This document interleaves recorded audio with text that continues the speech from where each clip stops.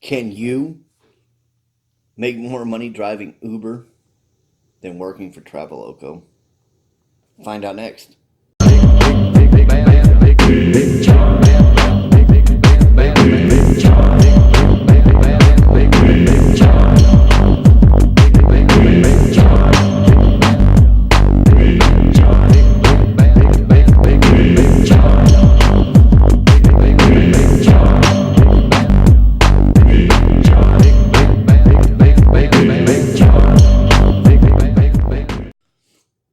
What's going on, YouTube?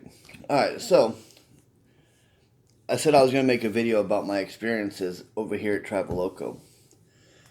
As some of you may already know, my job experience over there only lasted 2 weeks. On my phone here, I was going to go into some funnier stuff, but I mean, I can't even log into the Traveloko app and get my loads because it pops up with an error. I can't even get my paycheck stubs on this. So if there's another way that any of you drivers have worked there and know about it, you can let me know. But as far as that, they don't email it to me. They put everything on the app. So I'm glad I screenshotted them because I'm going to upload those screenshots over here on the side. So I'm going to use my phone as reference, but you guys will see them over here on the side. So, basically how it started out is I was going to take my truck, my 2015 T680 over there. Got it down there. We couldn't do the plates. Eric Cornelius had some issues with that. So, basically I came home, sat at home for another week or two, about a week, something like that. He called me back up, said, all right, hey, we're good to go. He goes, we're going to put you in a loaner truck until we can, set everything up. He goes, and payment shouldn't be that much, it should just be a little bit or whatever. It's like, okay. Well, I get down there, get the loaner truck, check it all out and that. Some of you drivers have already had that truck. It was 160. It was that white Volvo. When I got it, I mean, it ran great for an automatic. I mean, I'm not a big fan of automatics and that, but it ran good. The AC went out on it when I hit Vegas area after my first load. I was headed down on my second load when it went out on me. It was just a quick fix, They added a little bit of Freon to it because they said it was like a pound low and blew out the condenser on it. And after they did that, hey, I had AC, worked great the whole rest of the time. They put 4 brand new drive tires on it right before I left the yard with it. I had the reefer trailer that I had. And of course, all this is unscripted, so hopefully I can get it all in one take and I don't have to chop this video up and edit it too much. But I took my first load over to... New text message received. Over to Utah, basically just south of Salt Lake City, over there to Provo or whatever, however it's pronounced. Took that load over there. I was paying $3,000. I picked it up in Smyrna, Tennessee. And here's where I wish I could access it so I can tell you guys everything. Took that load over there, delivered that. The dispatcher that I had, he found me a load going down to Phoenix that picked up just north of Salt Lake City. So I did hit it up there, picked up that load, drove down to Phoenix.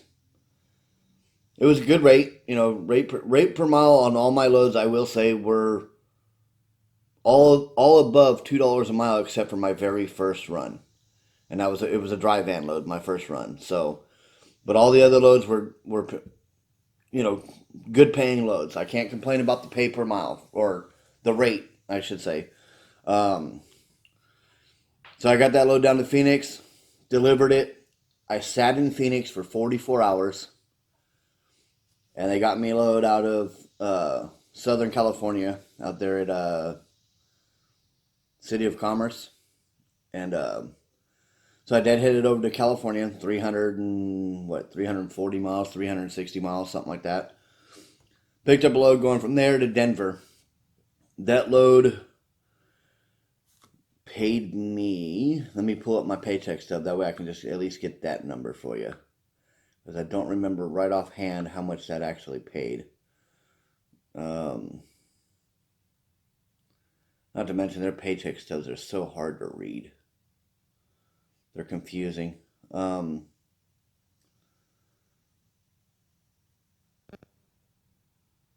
paid like 2,900 and where is it at? I think it's on this other page here. Bear with me here for a second. I'm trying to get this stuff figured out. That was my first paycheck. Okay, paid $29.49 to go from California to Denver. Basically, I was delivered to a little small city right there outside of Denver, right there. Sorry, that was City of Commerce there. I picked up in City of Industry. That's what it was. Miles were 1,000 miles on $2,900. So I mean, rate of pay was great. You know what I mean? So rate of pay was good. Didn't have no problem with that. Even with my deadhead miles, the rate was still decent. Got that load. Got it up to Denver. Deadheaded over from Denver to Imperial, Nebraska, which was another 200-mile deadhead. Picked that load up on Monday and delivered that over in North Carolina, just north of Charlotte, on Friday. That was a 1,600-mile run, paying $3,500. Yet again, good rate per mile. The only thing that sucked about that was I picked it up on Monday, delivered it on Friday, so I got a 34-hour reset in for no reason. Obviously, after that Friday, I delivered the load. I deadheaded back to the yard, and I turned in their loaner truck that I had. Eric and Matt both were, asking me to stay.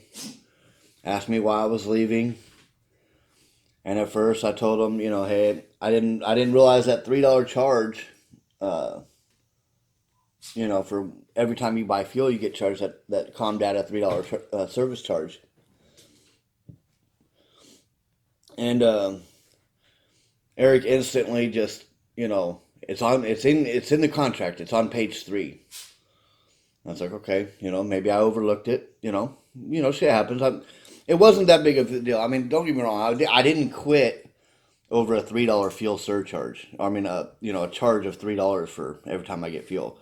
That was just one of the things that I noticed that I didn't remember seeing when I signed the contract.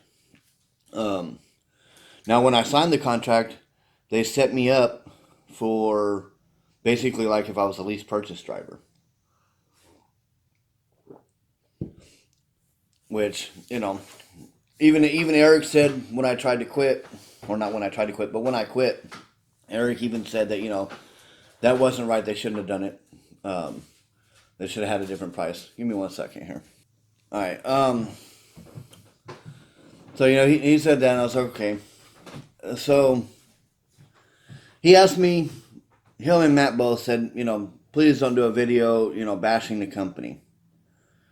And I said, I don't do bashing videos. That's not what I'm here for. I'm not here for the drama of all the Traveloko news. I didn't go to Traveloko just to, try to get content for YouTube. That's not what I did it for. I actually thought I could do decently well over there. And then, of course, he brought up the fact that, well, if he knows that I'm going to do a video, and when I do the video, go lay down. When I do the video, he goes, oh, be honest, and tell him about we hired you even after your accident, and knowing that you were broke, and we helped you out that way. Which, hey, it is kind of true. I was broke. Hell, I was out of work for 3 months. I mean, what do you expect? Somebody's going to be broke. That wasn't... Just because you're broke doesn't mean you can't make money. I've been an owner-operator since 2011. I've been in the holes. When my motor blew on my last truck, I had to sell a car to stay afloat. Came right back out of that with no problem. So I mean, as long as you know your numbers and stuff like that, you would be fine. So I kind of blew that off. But then I started thinking about it. I was like, you know what? Granted, he goes, oh well, about the whole accident thing. Whether I told them about the accident or not, that doesn't mean if I should have been hireable or not. My accident is not on my record at all. They couldn't find it. I was just honest with them up front, when we were all sitting there in the office, I told them about my accident. Just out of, basically just three people just sitting there shooting the crap. And he even said that, if he would have known about that prior, then I would not have been hired on. It's like, why? It's not on my record. It doesn't affect insurances or anything like that because it's not on my record anywhere. But anyways, with that being said, it is what it is. So we'll go ahead and get to these paycheck stubs here real quick. Let's see here.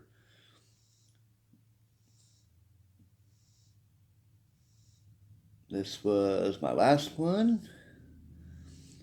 I'm not going to worry about throwing my first one up there because, I could. Let me find out. I don't have them here in order, so that's for sure. That was the second one.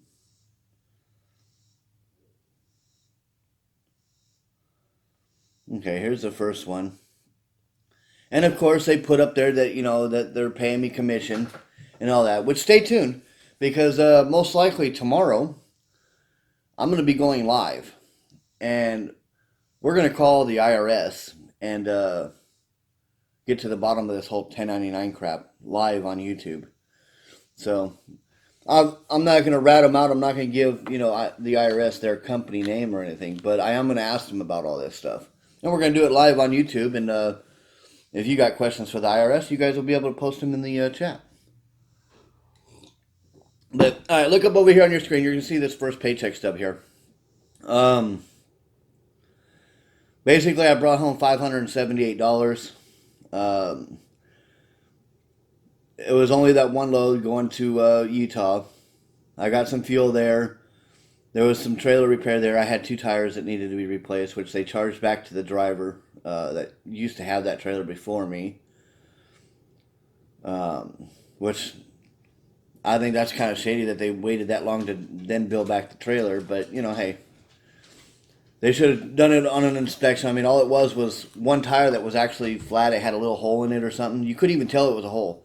They tried to fix it right there at the yard, and even their mechanic there couldn't find the leak. Went around with the spray bottle, everything, couldn't find it. Well, by the time I got out to Utah, we found it. So we had to replace that tire because it was right on the edge of the tire. I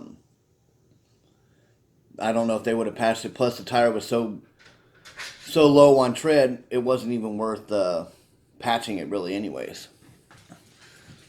All right, so that one wasn't worth patching. The inside tire, it was down to 3/32 anyway, so it was about due for needing change.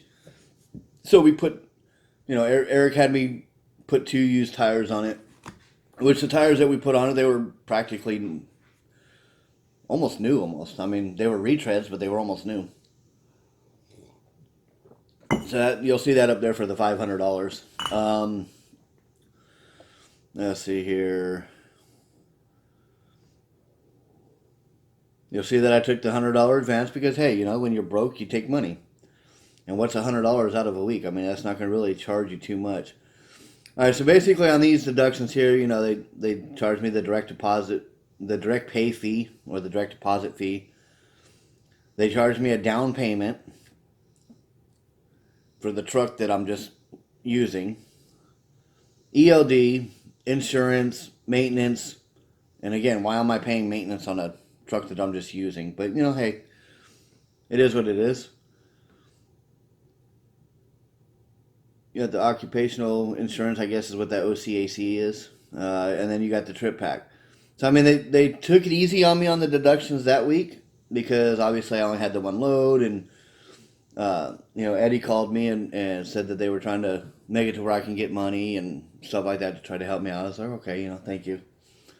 But you see that. Then we go over to the next settlement, which was, go back over here. As you can see, I brought home a total of where did it go? That one. $408.81 my second week. So I made more money my first week because I had less deductions taken out with only one load. Second week was kind of bad. And let me get over here to all the deductions for that. So we had when you get to this page over here, you'll see, I'll be throwing them up here on the screen. You can see all my loads of where I went, that I took a driver cash for it says $45 because of their $5 charge on there. That was for a washout. The truck repair on that one, that was for the AC that I was talking about, which they did reimburse. They didn't actually charge me for it. And then I took a $50 advance. Then my fuel, of course. And then here's where all the good stuff gets in. This is why on this video I will definitely say I do not believe that if you go there to do a lease purchase, you're going to make good money. Because we're going to go over these deductions. And now when I signed my contract, yes, all these numbers were in my contract. My brain actually transposed the numbers. As you see there, you can see the total deduction up there of $1,721. My brain said $1,271. So I was like, okay, $1,200 fixed deduction. I was cool with that. I wish I would have actually seen the $1,700. Because if I would have seen that, then I probably wouldn't have done it. But, so you got the ELD, the insurance, the maintenance, registration, the trailer lease, the trip pack, the truck lease, the DAT board, which I couldn't even use. The dispatcher uses that, so they're hitting you for that already. The direct deposit and the down payment again for $1,721.52. Now with that, I mean, it's a 2015 Volvo, $576 a week, valued at $90,000. I think that's a little high. It had 500,000 miles on it, so I think that truck right there is a little on the high price. But they can sell their trucks and trailers and all that for whatever they want. I mean, hell, even the reefer being a 2013 at $42,000, I think that's a little high too. I'd have to check the truck paper on that one to see what other trailers are selling like for that. No, the trailer was great. It had the two side chutes going down the sides. It didn't have the one in the center. It had a newer electronic reefer unit on it that was downloadable and all that kind of stuff. It had a right way system on it, kind of like what Prime and like Sell It On and all that uses on the trailers. The only bad thing is it didn't work. So I don't know if they disconnected it or what, but it is what it is. Those are those deductions. And then now, because I won't have this, I'll even post this screenshot up over here. Let me get to I'm loading up my Uber real quick because I went Ubering last night, as you guys know. And I made the video. Can you make more as an Uber driver than working at Traveloko under their lease purchase? All right? Now keep in mind, that last paycheck stub was from the 5th to the 11th. That was running 2 loads, a total of, let me see if I can figure out the mileage real quick, if it's on here. 1,718 miles. So you got a 3-day run there, right? 3 days, basically. Almost 4-day run. 4 days to make $400. So you're making $100 a day, right? Here's my Uber from last night, right? And basically, I will show it even on here. I worked 11 hours and 8 minutes. I'll try to show it right there. Boom. And I made $240. And that's just on Uber. That's not even counting the Lyft on top of it. I mean, now granted, my Lyft, I didn't do too well. I only made like $25 on the Lyft. But So I mean, you got 3 days worth of running, you know, extra there to make up another hundred and what, $160. I can do that in my sleep with Uber. I mean, there's numbers here from prior. I worked 24 hours for 350. I worked, once it loads, 17 hours and got 307. Here was a full week. This is when I almost went down there when I went to Nashville almost every day. The only days I didn't go down there was Tuesday and Sunday. And I only worked a little bit on Monday. As you can see here, let me see. I made $73 on Monday, and that one there, my phone was actually messing up on me. That was the funny day. But I worked 47 hours and got $763, and I was home every night. It was great. Now, obviously, the weekends out there, it is a big metropolitan area, so I mean, you have the weekends. It pays. But so, can you make more money on a driving Uber than you can doing a Traveloko lease? I want to say yes, you can.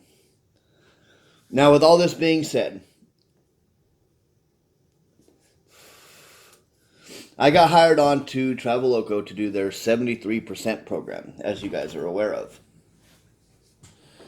And I sat down and I did all the numbers.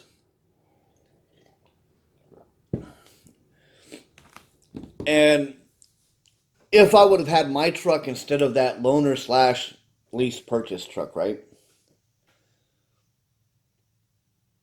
I think I could have been all right. Money wise, I would have had plenty of money. I think I would have made almost $2,000 this last week. And then I had my own truck payment and that on top of it. And when I figured that all out, I think it brought it up to like $1,100 that I would have still taken home after my own truck payment and that. So on the 73% thing, Eddie did lower the fixed rate that you had to achieve, or the maximum rate, or minimum rate, I should say, the $4,500 that you got to gross. He knocked that down, or he said he knocked it down to 42. I never signed the new contract, but he said he knocked it down to 4,200.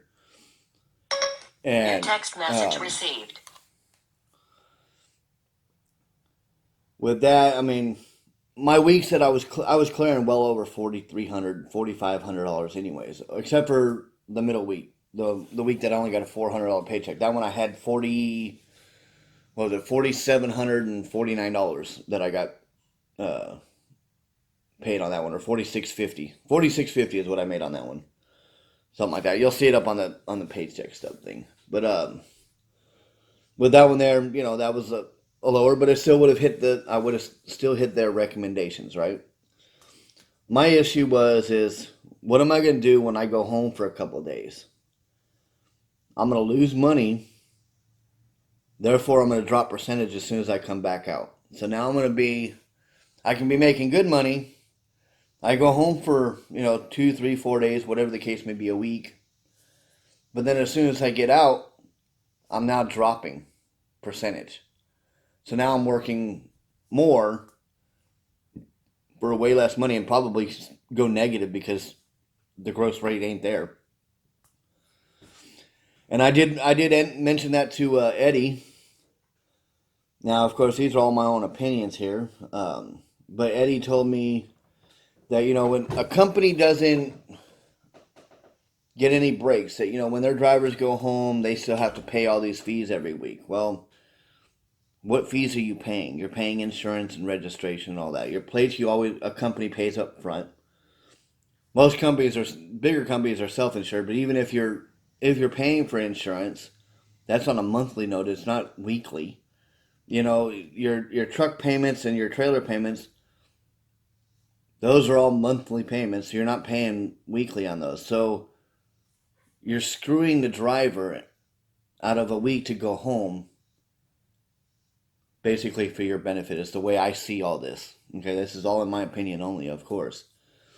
But I mean, if he would have given it a break for when a driver needs to go home, especially if you're out for 3 weeks, 4 weeks, whatever, and you go home for a week, the company can eat a little bit of cost, or supposedly, to help a driver out doing that, because you're still making the company money the other weeks that you're out there running. So I mean, you saw my paycheck stubs. Traveloko made way more money than I made, not even counting the payments for the truck and the trailer and all that kind of stuff. Traveloko made more money than I did, and that's kind of sad. But it is what it is. And this is my video, so I'm not bashing. Like I said in prior, Eric wanted me to put out the information there about my accident, and that they were willing to help me out, and which they did. They hired me on knowing that I was broke. They didn't know about my accident at first. I told them about that later, and they couldn't find it even if they wanted to anyways. But it's not on my record, so they can't do nothing with that. But anyways, with all this being said and done, do I think the 73% program could be profitable? Yes, I do. I honestly do. Until the driver wants to go home. That's when I see the issue with that.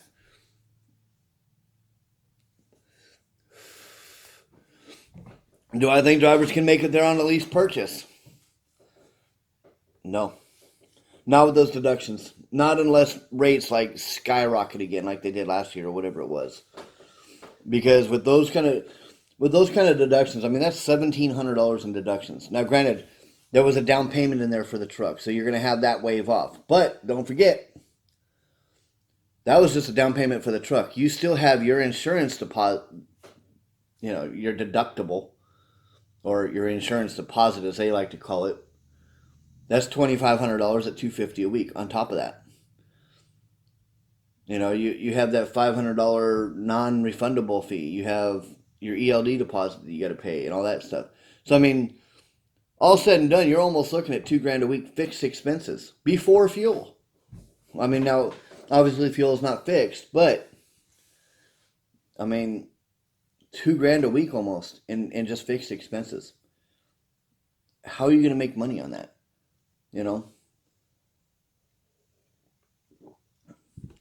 To me, it's a little outrageous.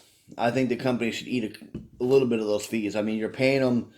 You're on lease purchase. You're only making 80% or 85%, whatever the case may be. I think they bumped it up to 85 now or whatever. But I was only making 80%. But even at 80%, you're still paying them, 20% or 15% for what? Just for their numbers and a dispatcher? I mean, they can eat the smaller deductibles, the direct deposit fee, the trip pack fee, and the damn, $3 charge for when you get fuel, and all the small crap. They can eat that and take it out of their cut. It ain't going to kill them. And that'll make drivers want to stay because, hey, drivers are making more money. Even if it's an extra, 15, 20, 30 bucks a week, it's still something. But it is what it is. They are a company. Like I said, we're gonna do a live video most likely tomorrow. So make sure you hit that subscribe button and ring that bell. That way you can get notifications and you can watch us make this phone call to IRS and find out how shady that whole 1099 thing is. Because I'm curious myself. I want to find out if it's truly illegal or not. It sounds illegal as shit, but we're going to find out live on YouTube tomorrow. Most likely probably around 9, 10 o'clock Central Time is when we'll be making that phone call. So until then, for you owner-operators out there and company drivers out there, stay safe on the road. And like always, make that money. We'll see you on the next one. Thanks for watching.